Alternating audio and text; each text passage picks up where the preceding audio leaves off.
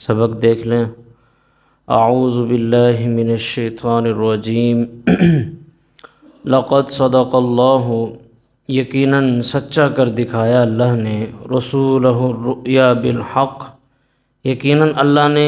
سچا دکھایا اپنے رسول کو خواب اور حق کے ساتھ، یعنی محمد صلی اللہ علیہ وسلم نے جو خواب دیکھا تھا کہ میں عمرہ کر رہا ہوں، تو وہ اس سال تو پورا نہیں ہوا، لیکن اگلے سال اللہ رب العالمین نے وہ پورا کروا دیا۔ تو اللہ فرما رہا ہے یقیناً اللہ نے سچا خواب دکھایا تھا۔ لَتَدْخُلُنَّ الْمَسْجِدَ الْحَرَامَ، آگے یہ خواب کی ہی تفسیر آ رہی ہے، تم ضرور بالضرور داخل ہوگے مسجد حرام میں انشاءاللہ، اگر اللہ نے چاہا، آمینین، امن کے ساتھ، سکون کے ساتھ، محلقین رؤوسکم، اپنے سروں کو حلق کرواتے ہوئے، یعنی بالوں کو بالکل منڈواتے ہوئے، ومقصرین، اور قصر کرواتے ہوئے، یعنی اپنے بالوں کو چھوٹا کرواتے ہوئے، لا تخافون، بغیر کسی خوف کے، یعنی تمہیں کوئی کسی قسم کا ڈر اور خوف بھی نہیں ہوگا۔ تو یہ صحابہ کرام رضوان اللہ علیہم اجمعین کو بھی اور محمد الرسول اللہ صلی اللہ علیہ وسلم کو بھی بتایا گیا کہ تم ضرور بالضرور مسجد حرام میں داخل ہوگے، بھلے ابھی تمہارے پاس اتنی قوت اور پاور نہیں ہے، ابھی تو 1500 کی تعداد گئی تھی، پھر جب عمرہ کیا سب نے، اس وقت ان کا 10,000 کا لشکر تیار ہو چکا تھا۔ تو فرمایا فَعَلِمَ مَا لَمْ تَعْلَمُوا، پس اللہ نے جان لیا جو یہ نہیں جانتے تھے، فَجَعَلَ مِن دُونِ ذَلِكَ، اور اس نے انہیں عطا کی فتحًا قریبا، قریب کی فتح، هُوَ الَّذِي، وہی ذات ہے، ارسل رسولہ، جس نے بھیجا اپنے رسول کو، بالہدیٰ، ہدایت دے کے، وَدِينِ الْحَقِّ، اور دین حق کے ساتھ، لِيُظْهِرَهُ عَلَى الدِّينِ كُلِّهِ، تاکہ وہ غالب کر دے اس دین کو تمام کے تمام دینوں پر۔ تو دین اسلام کبھی بھی دبنے کے لیے نہیں آیا، بلکہ ہمیشہ غالب رہنے کے لیے آیا، ہر دور میں۔ وَكَفَى بِاللَّهِ شَهِيدًا، اور اللہ کافی ہے گواہ۔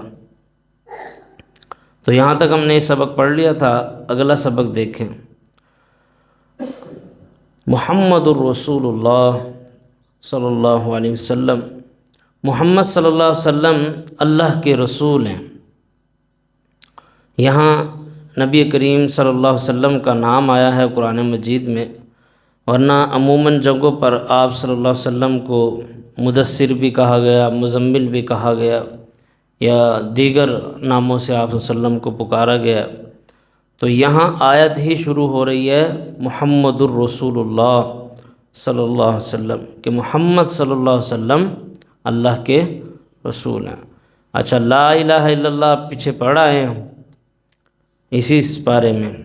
کہ لا الہ الا اللہ بھی آیا ہے، اور پھر یہ آگے چل کے محمد الرسول اللہ صلی اللہ علیہ وسلم بھی آیا۔ تو محمد صلی اللہ علیہ وسلم اللہ کے رسول ہیں۔ آپ صلی اللہ علیہ وسلم کی سب سے بڑی خصوصیت کیا ہے کہ آپ اللہ کے رسول ہیں۔ والذین معہ، اور وہ لوگ جو آپ کے ساتھی ہیں، آپ کے ساتھ رہنے والے ہیں، اشداء علی الکفار، وہ کافروں پر بڑے ہی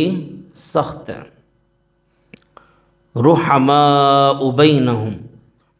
اور وہ آپس میں بڑے ہی رحم دل ہیں۔ یہ صحابہ کرام رضوان اللہ علیہم اجمعین کی صفات بیان ہو رہی ہیں کہ وہ کافروں پر بہت سخت ہیں اور آپس میں بہت رحم دل ہیں۔ لیکن اب اس کا الٹ ہوتا ہے، مسلمان کافروں کے لیے بہت نرم گوشہ رکھتے ہیں، ان کے لیے بڑے نرم دل ہیں، اور اپنے ہی بھائیوں کے لیے سختی بھی ہے، کفر کے فتوے بھی ہیں، اور بس نہیں چلتا ہے، ایک بھائی دوسرے کو قتل کر دے، لیکن جو آپ صلی اللہ علیہ وسلم کے ساتھی ہیں، اللہ ان کی صفت بیان کر رہا ہے، وہ ان کی صفت ہے کہ وہ کافروں پر بڑے سخت ہیں اور آپس میں بہت ہی زیادہ رحم دل ہیں۔ لیکن آج مسلمانوں سے یہ چیز اٹھ چکی ہے، مسلمان آپس میں ایک دوسرے پہ رحم نہیں کرتے، ان کے دلوں سے بالکل رحم ختم ہو چکا ہے۔ اشداء علی الکفار رحماء بینہم، محمد صلی اللہ علیہ وسلم کے جو اصحاب ہیں وہ کافروں پر بڑے سخت ہیں اور آپس میں بڑے ہی رحم دل ہیں۔ تراہم، تم دیکھو گے انہیں رکعاً، رکوع کرتے ہوئے، سجدہ، سجدہ کرتے ہوئے، یہ بھی ان کی صفت بیان ہو رہی ہے کہ اگر تم انہیں دیکھو گے وہ رکوع کر رہے ہوں گے، وہ سجدے کر رہے ہوں گے، یبتغون، وہ تلاش کرتے ہیں، فضلا من اللہ، اللہ کے فضل کو، ورضوانہ، اور اس کی رضامندی کو، یعنی یہ سارے کام ہیں ان کے، جو آپ صلی اللہ علیہ وسلم کے اصحاب ہیں، کہ وہ کافروں پر سخت ہیں، آپس میں رحم دل ہیں، جب تم انہیں دیکھو گے وہ رکوع کر رہے ہوں گے، وہ سجدے کر رہے ہوں گے، وہ اللہ کے فضل کو تلاش کر رہے ہوں گے اور اس کی رضامندی کو تلاش کر رہے ہوں گے۔ سیماہم، ان کے، فی وجوہہم، تم دیکھو گے ان کے چہروں پر، من اثر السجود، سجدوں کے نشان، یعنی ان کی ایک صفت، ایک علامت یہ بھی ہے، نشانی،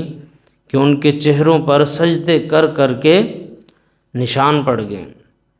زمین پر سجدے، پہاڑوں میں سجدے، جنگوں میں سجدے، وہ ایک پوری بنی ہوئی ہے نا، دھوپوں میں تپتی زمینوں پہ سجدے۔ تو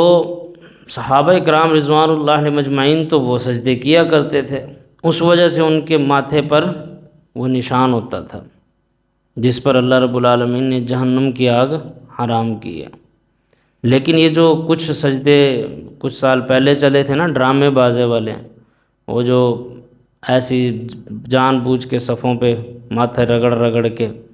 یا درباروں پہ پتھروں پہ رگڑ رگڑ کے زبردستی جو نشان بناتے ہیں، 6 مہینے میں حاجی نمازی والا نشان بن گیا، پھر 6 مہینے بعد وہ ہر چیز سے فارغ ہو جاتا ہے، تو وہ والے سجدے نہیں، ان کے جو چہروں پر، ماتھوں پر، پیشانیوں پر سجدوں کے نشان ہیں، یہ اس وجہ سے کہ یہ اپنی زندگیاں ہی انہوں نے سجدوں میں گزار دی، صحابہ کرام رضوان اللہ علیہم مجمعین۔ تو فرمایا سیماہم فی وجوہہم من اثر السجود، تم دیکھو گے ان کے پیشانیوں پر سجدوں کے نشان ہیں۔ ذالک مثلہم، ان کی یہ جو نشانی ہے، صفت ہے، فی التوراۃ، وہ تورات میں بھی بیان ہوئی ہے، یعنی یہ جو ان کی علامات ہیں یہ ساری صحابہ کرام رضوان اللہ علیہم مجمعین کی تورات میں بھی بیان ہوئی ہیں۔ تو جو وَمَثَلُهُمْ فِي الْإِنْجِيلِ، اور ان کی یہی مثال انجیل میں بھی ہے، جیسے ابو بکر صدیق رضی اللہ عنہ ہیں، عمر بن خطاب رضی اللہ عنہ ہیں، ان کا ذکر صرف قرآن مجید میں نہیں ہے، بلکہ جو پچھلی کتابیں ہیں تورات اور انجیل، ان میں بھی ان اصحاب کا ہمیں ذکر ملتا ہے، ان کی صفات کے ساتھ، کہ آپ صلی اللہ علیہ وسلم جب آپ آخری پیغمبر آئیں گے تو ان کے جو ساتھی ہوں گے وہ کیا عادات رکھتے ہوں گے، کس طرح زندگی بسر کریں گے، یا کیا کیا فیصلے لیں گے، وہ بھی اللہ رب العالمین کی چونکہ کتابیں تھیں، تورات بھی اللہ کی کتاب ہے، انجیل بھی اللہ کی کتاب ہے، تو اللہ نے صحابہ کرام رضوان اللہ علیہم مجمعین کی صفات ان میں بھی بیان فرمائی ہیں۔ تو یہ جو آج کا سبق ہے، اس میں ساری تعریف بیان ہوئی ہے آپ صلی اللہ علیہ وسلم کے اصحاب کی۔ آخر میں اللہ رب العالمین نے ایک کھیتی کی مثال بیان کی ہے صحابہ کرام کے لیے، فرمایا کزرع، ان کی مثال ایک کھیتی کی سی ہے، اخرج شطأہ، جب وہ نکالتی ہے اپنی ایک سوئی کو، یعنی شروع میں بالکل باریک سی نکلتی ہے، وہ زمین سے ایک سوئی سی نکلی، فآزرہ، پھر وہ مضبوط ہوئی، فاستغلظ، پھر وہ موٹی ہوئی، فاستوی، پھر وہ کھڑی ہوگی، علی سوقہ اپنے تنے پر، یعنی اس نے اپنے آپ کو مضبوط کیا۔ جب وہ زمین سے نکلی تو بالکل ایک سوئی کومپل تھی، پھر وہ تھوڑی سی اس نے اپنے آپ کو سنبھالا، فآزر فاستغلظ، پھر وہ موٹی ہو گئی، فاستوى علی سوقہ، پھر وہ اپنے تنے پر کھڑی ہو گئی۔ یعجب، اس نے تعجب میں ڈال دیا، یعجب الزراع، اس نے اس کسان کو تعجب میں ڈال دیا، یعنی اس کسان کو وہ بھلی لگی کہ میری فصل بہت موٹی ہو گئی، کافی پھیل گئی۔ لیغیظ بہم الکفار، اور کافروں کو اس نے غصہ دلایا، غیظ و غضب میں ڈال دیا۔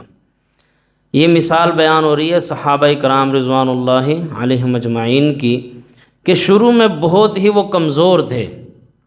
کچھ بھی نہیں تھے، اور جو مکی دور ہے 13 سال کا،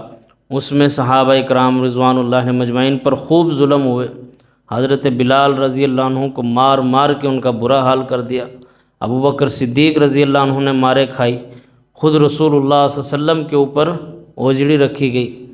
تو یہ بڑا مشکل دور تھا، اور پھر آپ صلی اللہ علیہ وسلم کی آنکھوں کے سامنے آپ کے اصحاب کو شہید کرنا، اور اس وقت تک اللہ کی طرف سے ہاتھ اٹھانے کی بھی اجازت نہیں، بدلہ لینے کی بھی اجازت نہیں۔ وہ دور تھا وہ جب یہ جیسے ایک کھیتی ابھی نکلتی ہے زمین سے، وہ بہت کمزور ہوتی ہے، کزرع اخرج شطأہ، کہ جب وہ اپنی سوئی نکالتی ہے، اس وقت تک صحابہ کرام رضوان اللہ علیہم اجمعین بہت کمزور تھے۔ فآزر، پھر وہ کچھ مضبوط ہوئے، یعنی جب تعداد بڑھنے لگی وہ تھوڑے مضبوط ہوئے۔ فاستغلظ فاستوى علی سوقہ، پھر جب وہ تنا جیسے موٹا ہوتا ہے پھر وہ اپنے ہی سہارے پر کھڑا ہوتا ہے۔